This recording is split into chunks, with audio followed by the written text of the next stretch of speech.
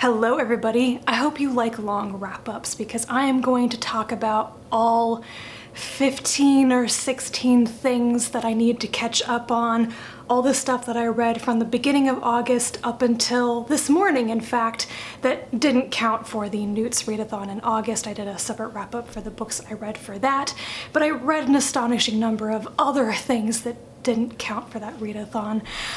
So let's get into it. Starting with the romance, I read Red, White, and Royal Blue by Casey McQuiston, which I think is probably one of the hottest contemporary romances of 2019. You've probably heard a lot of people talking about it.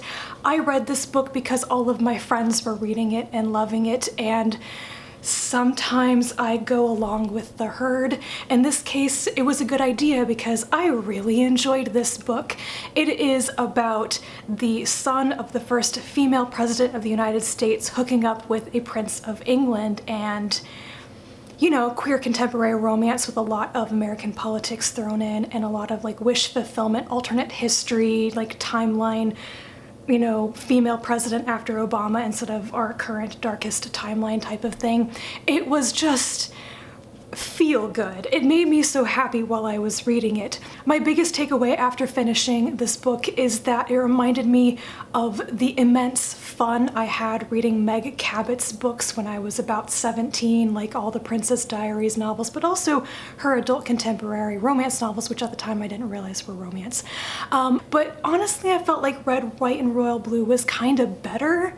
It was more complex and hella queer, and it worked. So I will definitely read whatever McQuiston writes next and hope that it's a romance novel that actually works for me, because I seem to be very hit or miss with what I like in romance. After that, I read a short mystery romance novel called Hither Page by Sebastian.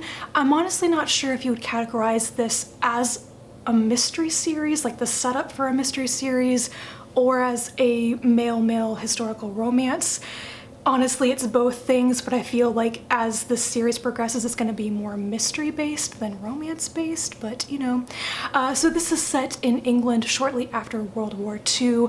A man, Leo Page, who I'm pretty sure was basically a spy for the British, is sent to this little English village to investigate a death, and meets the local doctor. They'd actually previously met during the war, and sparks fly.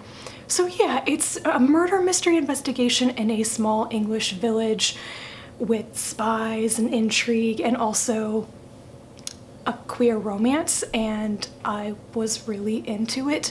I think the only problem with this is that it was a little bit too short.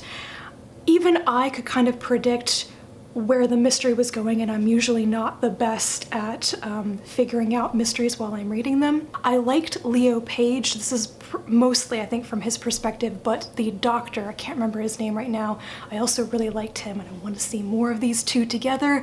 I believe the sequel is already in the works and might come out at the end of this year.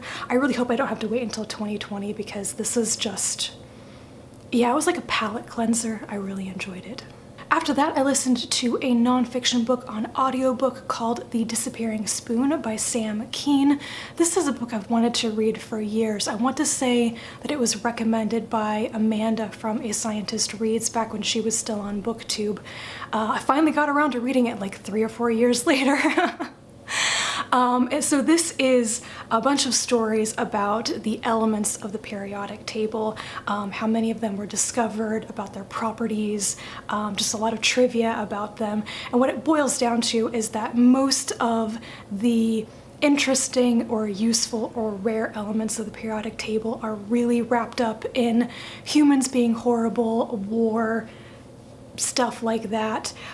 It was a really interesting read. I did find some parts of it a bit repetitive with the way that it was structured. It felt like sometimes the same thing was said in multiple chapters, but it's been a little while since I read it, so I can't quite remember examples.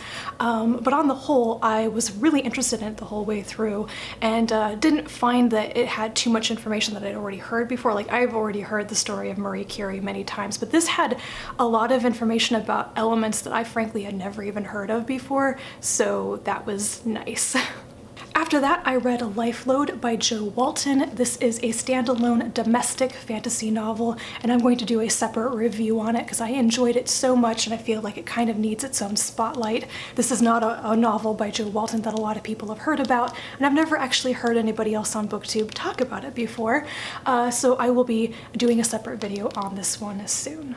When I was in Dublin for Worldcon, I thought I should probably get at least one book by an Irish author, so I picked up one of these little Penguin Little Black classics, A Terrible Beauty is Born by W.B. Yeats. This is a very short poetry collection. I really like Yeats's style or form of poetry, and there are a couple of pieces in this one that I knew they're really, really famous. The Second Coming, When You Are Old, and oh, what's that other one?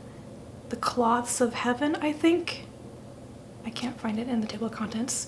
Or what He Wishes for the Cloths of Heaven, which actually somebody did a masquerade piece on at Worldcon. I did not realize at the time that it was a Yeats poem, but anyway, I did really enjoy some of the pieces in this, and I like I said, Yeats's style of poetry.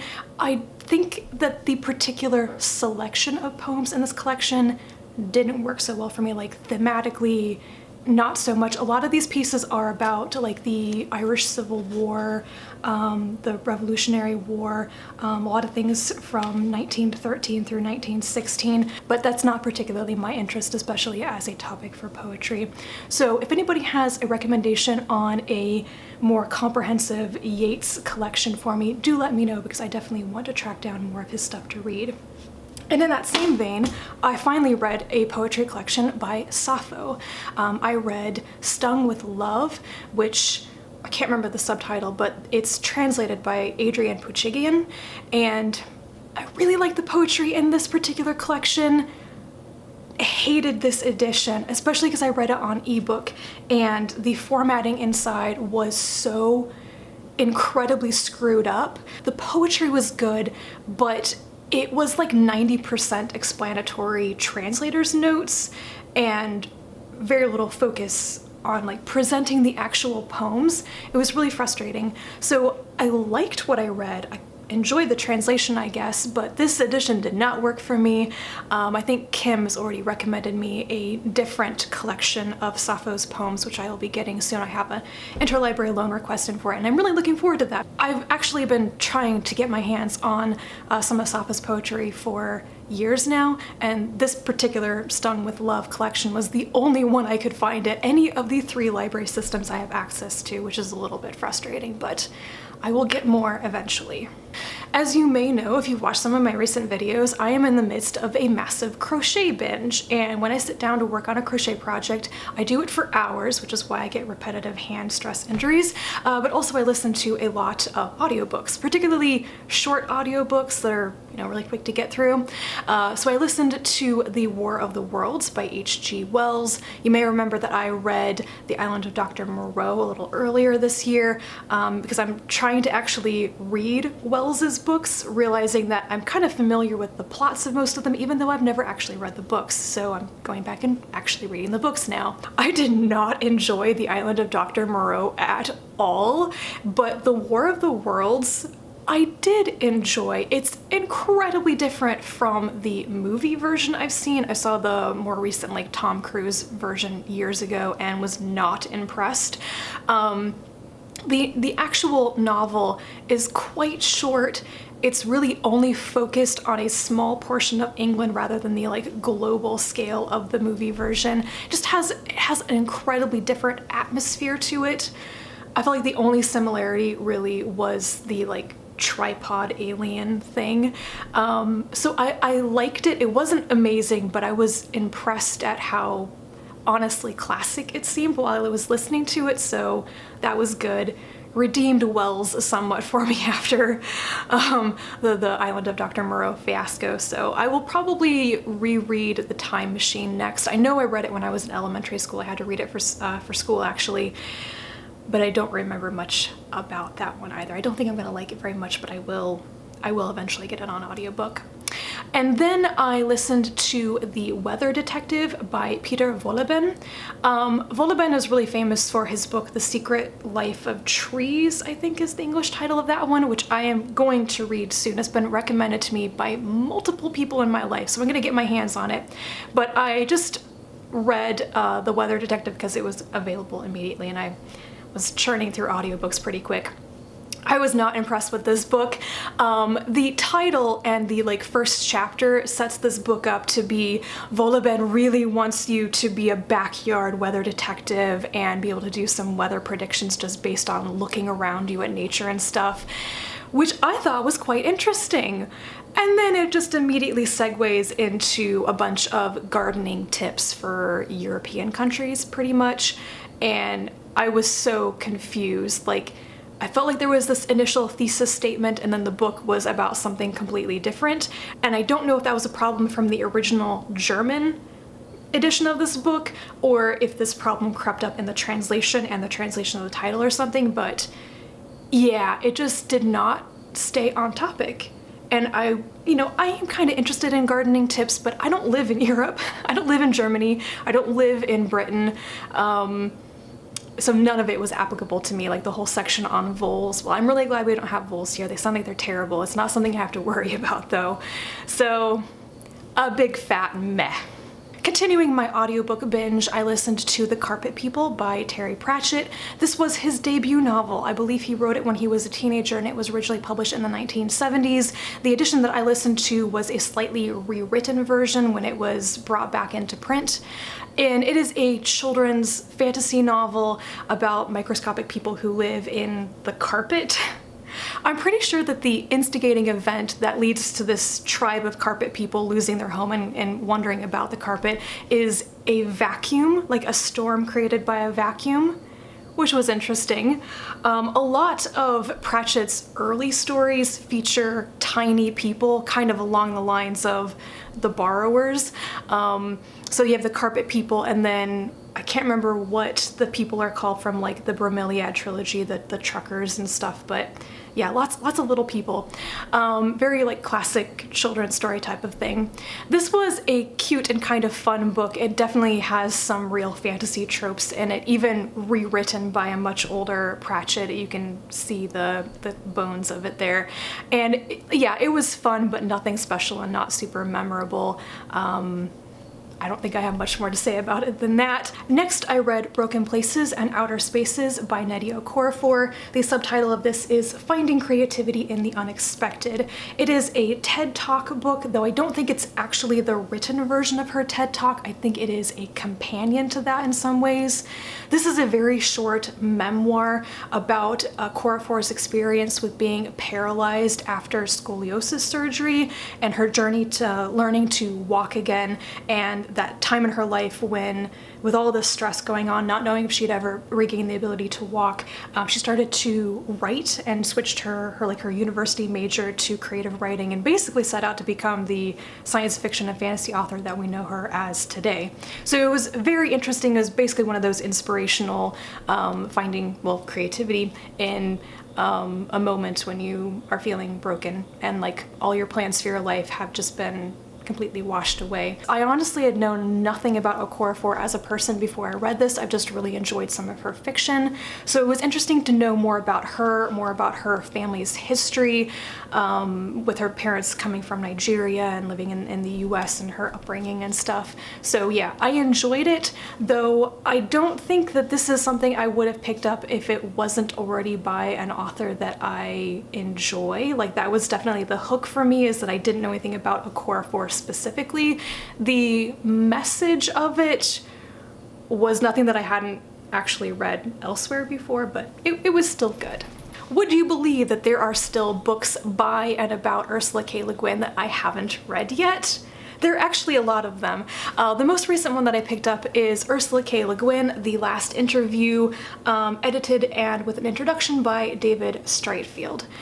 This I did not know anything about. I bought it purely because it's an interview with Ursula Le Guin, and I actually haven't read many interviews with her before. I think maybe 2 before. It turns out it is a collection of full interviews from 1978, 1982, 1984, 2012, and the last interview that Streitfeld did with Le Guin in like 2015 through 2018, and it was incredibly interesting. I was really surprised that there were such old interviews in this. I thought they would be very difficult to find, so it was great to see them reprinted here. So I enjoyed this. There's a lot of talk about her famous novels, her not so famous stuff, her writing craft and all of that. And the final interview is more of a reflection on, I think, her overall career and old age and what she was doing in the last years of her life when she was no longer writing fiction, she was only writing poetry. And just in general, I love everything about Le Guin. So this one was a really interesting read, and I would recommend picking it up if you are especially interested in Le Guin as a person and her own thoughts in the interview format on her work, which, like I said, is different from reading like her essays and such. The penultimate book in this batch is The Mating Season by P.G. Wodehouse. This is another one that I listened to on audiobook because I particularly enjoy Wodehouse's novels as audio experiences. I've tried reading them in print and haven't enjoyed them nearly as much for some reason, but I think part of it is the experience of the accent and the dialogue in these stories and such. It's really, really good when you're listening to it. It's been a little while since I have read anything by Wodehouse. I tend to space out these books quite a bit just to preserve the humor for myself. This is a Jeeves and Wooster novel, and like a lot of these stories, it involves kind of young, aristocratic, wealthy, stupid people falling in and out of romantic entanglements, like trying really hard to be with somebody and avoid being entangled with somebody else. And this was hilarious. I think this is one of the most enjoyable Jeeves and Wooster stories I've ever listened to.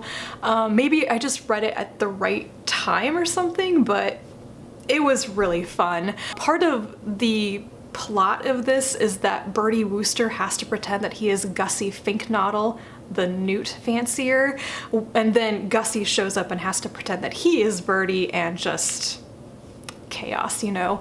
There is very little of Jeeves in the story, which I kind of liked. Jeeves can be a little bit too much sometimes if he's in the thick of things, constantly mucking about and coming up with complex plots and figuring things out. I really enjoy seeing Bertie flail. Was that cruel? That's where a lot of the humor comes from, though. So yeah, enjoyable. I keep saying things are fun, but they are fun, and I don't have much analysis of it. I don't think it's meant to be analyzed that much.